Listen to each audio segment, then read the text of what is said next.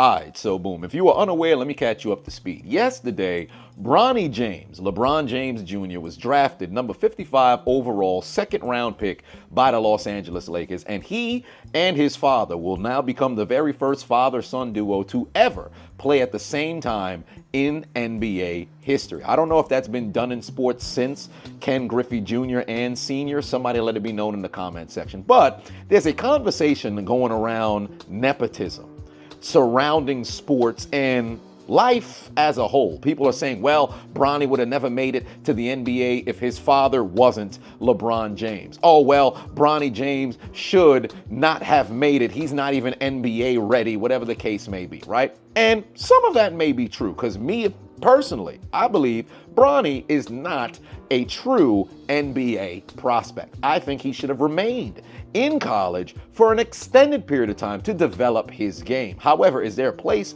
that you can develop your game better than at the highest level? I don't think so. But at the same time, if you don't have the leverage or the safety net of your father being LeBron James, the probability of you occupying a roster spot for an extended period of time to develop is incredibly slim.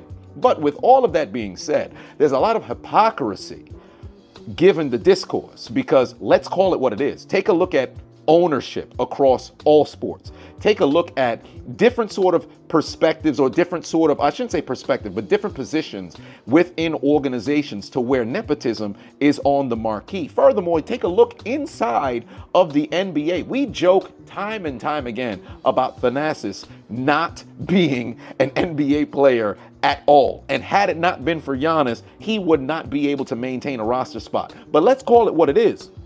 The NBA has a 15-man roster. 12 of those are active. How many are actively in rotation when the games actually count? Say what you want about the regular season. It's an 82-game season, but it really doesn't matter until what? The last 25? Because you spend the entire season trying to figure out your rotation. And the moment that you figure out where you are about 3/4 of the season through, then you establish this is what our rotation's going to be come postseason. You'll usually fluctuate about 2, maybe 3 additional people within said rotation, but with such minimal minutes to where it's not anything substantial. And come postseason time, you're rotating 8, at maximum 9. There's moments in which you throw in a 10th player, but usually that's only because of foul trouble. Let's call it what it is. So with that being the reality of the situation, you can have somebody who can take up a roster spot for an extended period of time, and it doesn't hurt anybody. People are saying, oh, well, Bronny James being on the team is taking away opportunity from a bunch of other players. Remember, he's a second-round pick, pick number 55. How many second-round picks are flourishing in today's NBA? I can go off the top of my head 2 individuals who I know will be Hall of Famers. You have Jokic, who was a second-round pick, 3-time MVP. He'll be a Hall of Famer, NBA champion. Draymond Green, second-round pick, 4-time MVP, 4-time champion, 1-time Defensive Player of the Year, and he also will be a Hall of Famer. There's probably a couple more that you can name who are in the league who have maintained roster spots and constantly been prominent on different particular kind of teams, but 1/5 of second-round picks remain on a roster within the first 4 years of their career, if at that. I think the statistic's actually 3 years, but somebody, fact check it in the comment section. And I believe about, what was it? It was 1/2 of non-lottery first-round picks struggle to go and maintain a position on a roster. Because remember, year in, year out, players are being replaced left and right. So with all of that being said, Bronny getting picked up and playing alongside his father, very historic, but let's call it what it is. The reason why people have issues is because it's LeBron James. And they're comparing Bronny to LeBron James. As I stated earlier in the video, I don't believe that Bronny is a NBA player at this stage. I don't think he would be a very good role player at this stage, but he can develop, and he has the benefit of having his father in a position to where he can remain on the team. But with all of that being said, and like I mentioned prior regarding the amount of players who were taken in the second round not being able to remain on a roster, what's really the problem here? People are comparing him to LeBron James. LeBron James, for all intents and purposes, if you really want to be transparent about it, he's one of the two greatest players to have ever played the game of basketball. Even if you want to put somebody in front of him, right? Is he not undisputably top 3, top 5? And if you want to push him further down the list because you don't like him, or maybe he jumped to different sort of teams and he don't got that killer instinct that people talk about, he's at best, or I should say at worst, top 10. There's been millions upon millions, hundreds of millions of people who have ever played a game of basketball recreationally throughout their entire life. You could argue billions. There's been hundreds of thousands who played, or I should say hundreds of millions, tens of millions who played professionally. Hundreds of thousands who've played professionally within the NBA. I think they're approaching the million mark throughout the NBA's entirety of their history. This man, at worst, the biggest LeBron hater would have to admit that he's top 10 all time.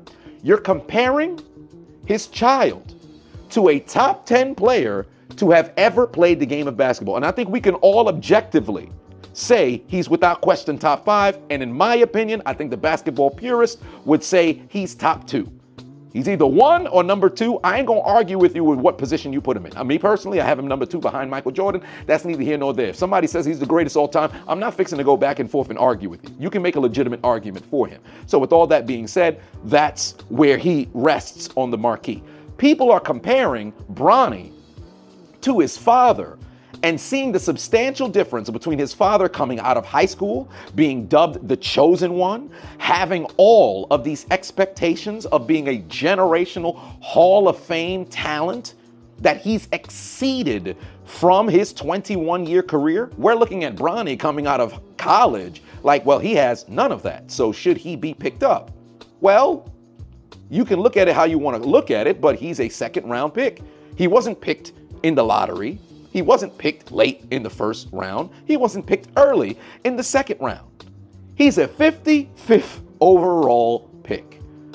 People are upset because it's LeBron James' son. And if you talk about, well, you know, nepotism is bad, think about why you work so hard to get to where you are. For the parents who just so happen to be watching this right now, think about it objectively. If you grind to where you now set up a situation to open up the door for life to be easier for your offspring, isn't that why you work so hard? Isn't that what you want to do? Not to say that they all get a handout, but you get an opportunity. Because call it what it is. Bronny, I would highly doubt, because given where LeBron, he's at an advanced stage in his career, at best, he'll probably play 3 more years so he can open up the door for Bryce to come and join him within the NBA. Will it be the same team? We don't know. But one way or another, let's call it what it is. It's not like this is a Giannis situation where Giannis is in the prime of his career and Thanasis is able to, remain around him for the bulk share of his career. LeBron probably at best got 3 years remaining, and that's being incredibly generous. So with all that being said, the moment LeBron retires, I think at maximum, Bronny got 2 years to prove himself, and then he up out of there. He'll be lucky if he gets 1. So ultimately, it's a situation to where it's not milking, the franchise for millions upon millions for a vast period of time. It's not. It's a very short-term situation to where the kid's gonna have to prove himself. At least give him an opportunity to go and prove himself. And remember, I'm not over here making excuses for him. I'm not saying they should have messed around and drafted him. I've mentioned at the beginning of the video, and I'll reiterate once more, I don't believe he's an NBA prospect at this stage. I believe that he should have stayed in college and developed his game a bit further. However, with all that being said, I'm not gonna sit over here and be all up in arms because his legacy of being his father's son messed around and got him drafted. And there was some publicity about Rich Paul talking about, oh, he's calling NBA teams and telling them if you draft Bronny, he's going to threaten to go to Europe. This ain't nothing but PR and all this other horse shit. They knew they wanted him to go to Los Angeles. I would highly doubt there was other teams that had him on the draft board like, oh, we got to get Bronny James. But I say all that to say, nepotism isn't necessarily a bad thing. Because in the grand scheme of things, that's why you have the, I don't want to say ancestors, because that kind of dates what's stage, but that's why you have the generation prior work so hard to open up the door. Take a look at the Cowboys. Jerry Jones got his kids all over the staff. He got them all over the staff. Look at countless different owners. where you got your offspring, Jeannie Buss was his daughter. And he immediately done went in. We can all look at it and be like, man, she hasn't really done a very good job, or whatever the case may be. But she has that position. So it's no different as it pertains to players. We're just looking at it as it being so polarizing because, you know, his father's LeBron James. But overall, I don't have an issue with it as long as it doesn't become a problem for the team to advance because they're trying so hard to cater to LeBron's son. And again, ultimately, LeBron's at a very advanced stage of his career.